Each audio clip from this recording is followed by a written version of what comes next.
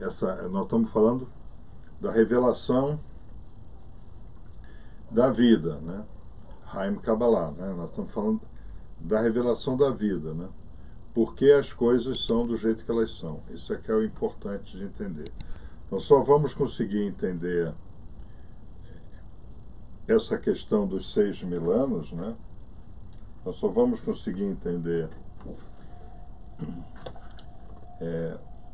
a curva do História Calamitatum se nós entendermos os eventos que estão ali dentro. Só que os irmãos, eles estudaram história, tá? Tem um certo imperador, tem um certo país, tem uma certa data. Eles estudaram coisas factuais, né? Tá? Fatos que ocorreram. Eles não estudaram por que aquilo veio a ocorrer, né? Tá?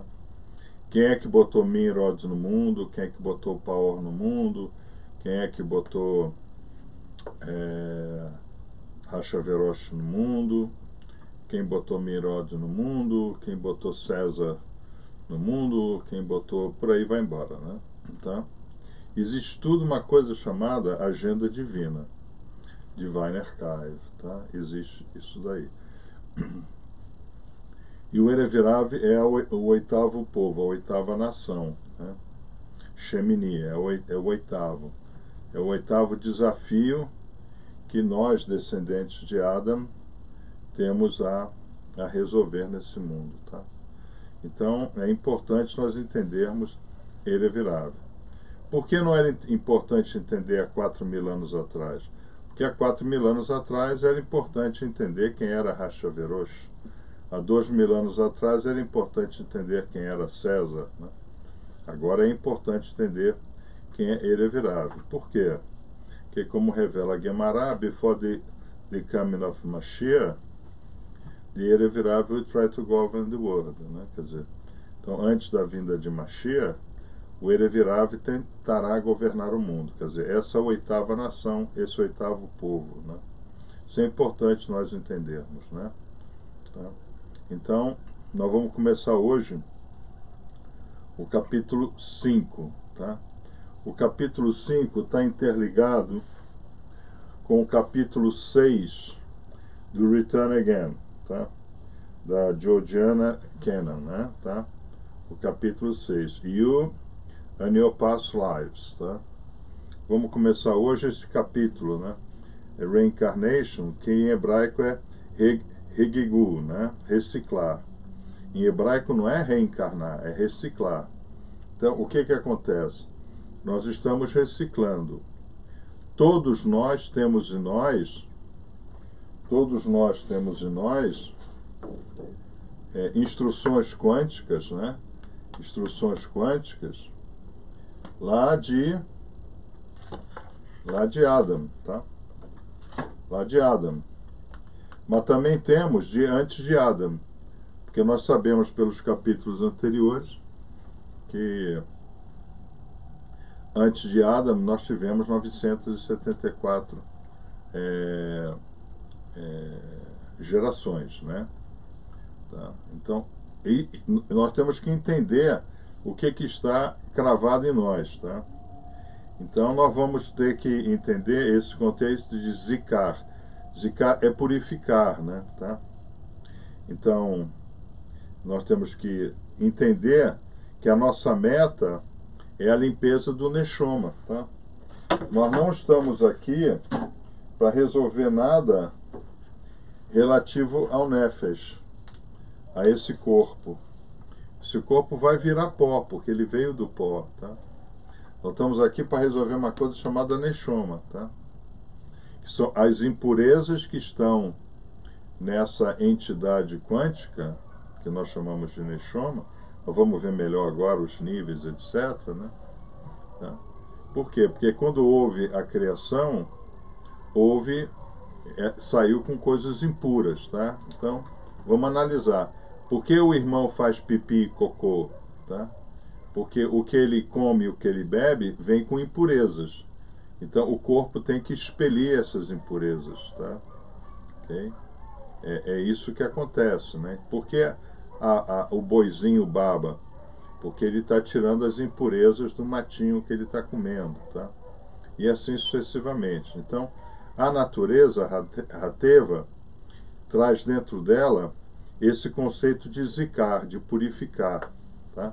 Só que nós estamos purificando o Neshoma. Neshoma é timeless, tá? Então, quando eu faço uma ação nesse mundo aqui, cumpro uma mitzvah e se comunica ao Neshoma, eu não estou resolvendo vida futura, nem presente, nem passado. Eu estou resolvendo a vida da Neshoma. Em Neshoma não tem passado, presente e futuro, tá? Então, isso é muito importante. Então, essa purificação, né? Essa purificação é devido a essa questão aqui, ó, tá? Qual é a questão? A questão é toda essa pressão, né, que houve do infinito em um ponto finito que é o Neshama do homem, tá? Aqui, não pensem vocês que eu estou falando do corpo do homem. Eu estou dizendo que essa informação quântica que sai do Criador, ela vai ficar gravada lá embaixo, provisoriamente, em um Nefesh, tá? Depois o Nefesh, ele... Deixa eu ver se eu acho aqui, né?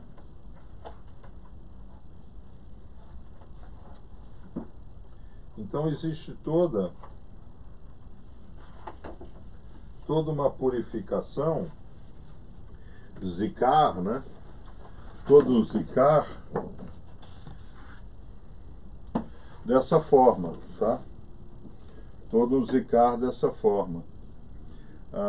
O Eterno gostaria que nós recebêssemos ele inteiro em nós, mas nós precisamos passar a nossa nefesh, né, em treinamento. Nós temos que treinar para receber. Esse é que é o grande problema, né? Aí a patifaria cristã inventou esse conceito, né? Aceita Jesus Cristo, que ele morreu por você, e você e sua família estão salvos. Isso não existe, tá? A relação é nefesh a nefesh, tá? Okay? Então, isso é muito importante que o irmão venha entender. Então, nós precisamos, né?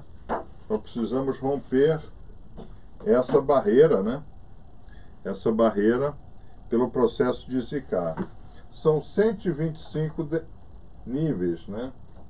Eu não estou achando aqui o meu gráfico de níveis. Deixa eu ver se eu acho aqui o meu gráfico de níveis. Eu continuo com a mão muito grosseira. Nós temos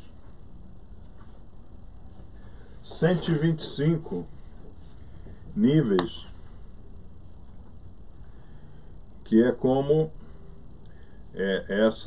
essa consciência divina chega até nós. São 125 níveis, tá?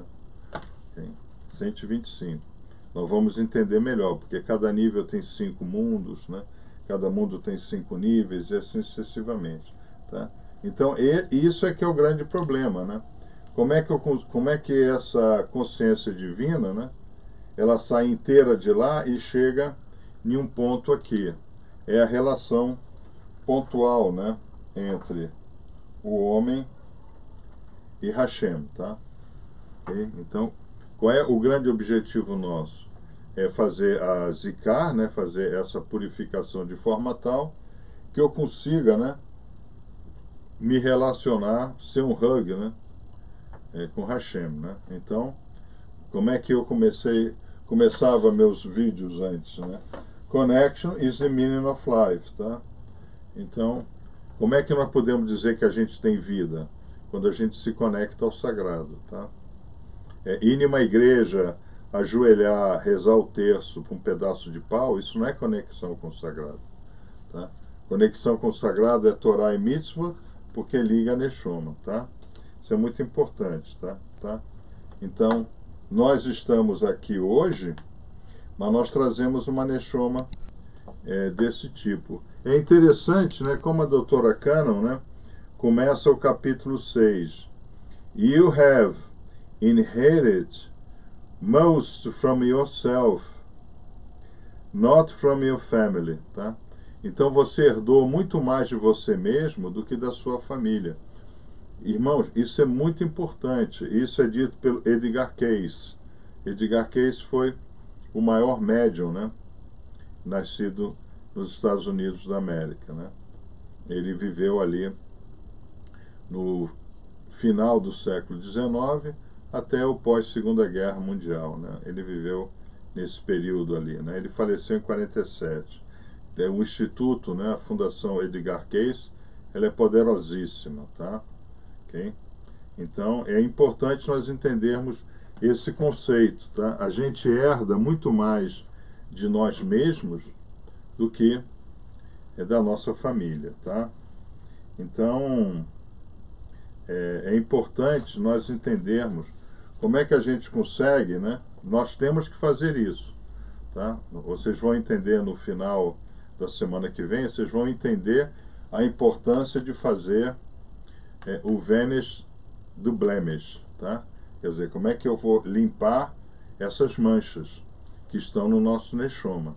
Porque ou nós fazemos isso agora, no final do processo de Tikkun e no início do processo messiânico, para nós sermos, né, Neshomim no processo messiânico, ou nós faremos parte dos 2/3, né, que serão Vanish, né? Então, toda essa informação quântica, né, Hashem vai simplesmente tirar dessa forma que ela está. Hashem vai colocar isso daí em uma outra forma no universo, provavelmente de uma forma inanimada, tá? Então é importante o irmão entender isso daí, né? Nós estamos falando de sobrevivência da nossa Neshoma, tá? Isso é muito importante, o estudo então que nós vamos começar, tá? Não é um estudo de brincadeira, é um estudo muito sério, tá? Nós estamos estudando o porquê o evento ocorre na história, não o evento que ocorreu na história. Totalmente diferente, né? O nível de Mekubalim, ele é um nível tão alto que a humanidade tem dificuldade de entender, porque há 4.000 anos nós estudamos do jeito que nós estudamos, tá? E a humanidade não estuda há 4.000 anos, tá? É só ver o Brasil, ficou 16 anos sob o governo de um semi-analfabeto, criminoso, tá? Okay?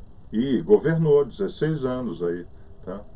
Mas nós já estamos estudando como Mashiach irá nos ensinar a estudar, tá? Isso é importante. It is practically impossible in our day and age to identify who the Erevirav really are, né? Então nós não conseguimos identificar quem é que o Erevirav é. Por quê? Porque o Erevirav, ele é um composite. Todos nós somos composites, tá? Nós estudamos também já isso nos capítulos anteriores. And they could even be members of our family, tá?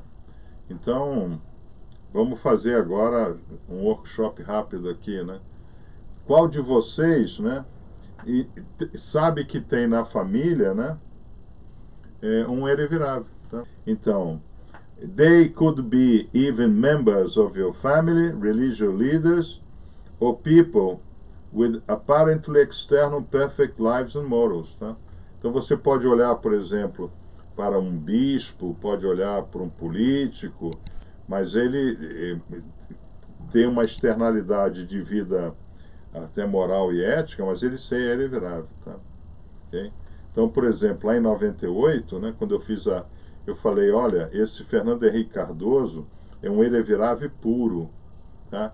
Ele é Amaleque encarnado. Ele é o mago do mal. Eu falei isso em 98, né? E não deu outra, né? Só que lá em 98 eu fui criticado, né? Aqui em casa, né? A Lúcia até falou, pô, vai ficar impossível você ir nos eventos, né? Porque você já está sendo visto como uma pessoa que considera o Fernando Henrique Cardoso o mago do mal. E hoje nós sabemos que ele é o mago do mal. Por quê? Porque depois de um certo nível de estudo, a gente identifica rapidamente, né, o que é Erevirav, né? Então vamos para o quinto segredo do Erevirav. Today, most of us have at least a few of the Erevirav traits too. Tá? Então nós também temos hoje características, traits, né, de Erevirav. Por quê? Por causa do nosso mapa de composite. Por causa do nosso composite. Cadê o composite? Está aqui, ó, né? Então nós sabemos, né? Nós sabemos que nós temos composites de Erevirave. Então aí nós voltamos ao que o Edgar Cayce ele fala, né? Tá? A vida do Edgar Cayce é formidável, tá?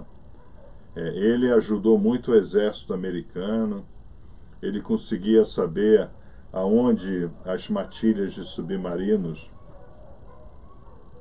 do almirante Nimitz, do almirante Dönitz, né, estava. Ele ajudou muito o exército aos aliados com a sua viagem astral, né, porque os mundos estão aí, né, tá? Então aqui diz, você herdou muito mais de você mesmo do que de toda a sua família, tá? Isso é muito importante entender, tá? Então vamos continuar o estudo, tá? Does that mean that everyone has some of these Erevirave traits is actually Erevirave, or something else actually going or here, tá? Ou seja, todos nós temos algo de Erevirave, tá?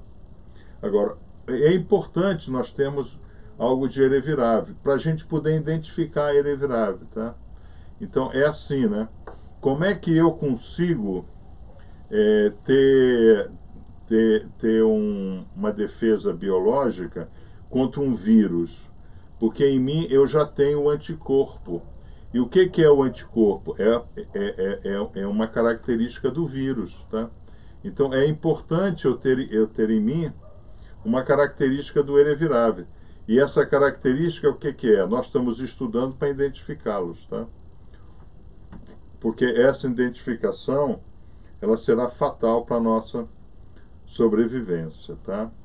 Então, vamos ver o que o Gaon de Vilna, né, ele nos coloca, né? E o que eu vou pedir que os irmãos depois, né, eles estudem, vejam o vídeo da Parashá de Emor, né, que está lá em Levíticos 21, tá? Na Parashá de Emor, nós encontramos bastantes características do Erevirave, né? It is impossible for us to know who is Erevirave and who isn't, tá? Okay? Então, eu não acho que isso seja certo. Eu vejo, tá? Eu bato o olho e digo, esse cara é Erevirave, tá? Esse cara é tarado sexual, tá? Esse cara é Nefilim, tá? Eu vou em cima e falo, tá? Okay? Today, almost all of us have at least some of the traits. Então, atualmente, todos nós temos uma característica. É bom ter uma característica? Significa que Hashem, primeiro ele manda o gabarito, depois a prova. Então, nós já temos, né, lá desde o início, né? Então, quando a gente sai, né, desse terceiro povo, nós vamos estudar os 8 povos semana que vem, mas quando a gente sai do terceiro povo, que é Mitzray, que é Paor, né, o Erevirave sai conosco, tá? Então significa o quê? Significa que a gente sai já tomando a vacina do Erevirave. Por quê? Porque o Erevirave é o 8º e último povo antes da vinda de Mashiach. Isso é muito importante. Isso é Guemará, né? Before the coming of Mashiach, the Erevirave will try to govern the world. Ele vai tentar governar o mundo. E vocês estão vendo isso já acontecendo, tá? Vocês estão vendo o que está acontecendo no Brasil, tá? Okay? Isso é muito importante, tá? If you can't identify who a real Erevirave are in our midst, né? We certainly can't split all of them. Então, se a gente não consegue identificar essa mistureba, né, que está de Erevirave, né, então significa que fica difícil para nós, né, termos uma vida em paz. Então, todos nós, né, sabemos, né, quem trabalha em empresa, em família, né, que vai ter um Erevirave, tá? Vai ter um Erevirave, tá?